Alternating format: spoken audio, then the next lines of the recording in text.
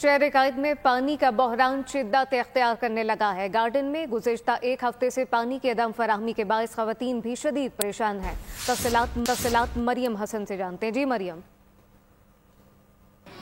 में पानी का बहरान दिन ब दिन शिद्दत इख्तियार करता जा रहा है। आने वाला महीना माह रमज़ान का है। यही वजह है कि शहरी बहुत ज़्यादा परेशान और तकलीफ़ का जो है वो शिकार हैं और इस खौफ में मुब्तला हैं कि रमज़ानुल मुबारक में भी अगर यही सिलसिला रहा तो ये बाबरकत महीना जो है परेशानी में गुजर जाएगा। इस वक्त हम गार्डन के इलाके में मौजूद हैं जहाँ पर अहले इलाका जो हैं वो परेशान हैं। तो कितनी परेशानी हो रही है? आप पानी इस्तेमाल कर रहे हैं, वो नीचे से भर भर के लेके आते, वो पानी है ही नहीं हमारे घर में। बच्चे को नहाने के लिए 4 दिन हफ्ते में नहाने पड़ते हैं।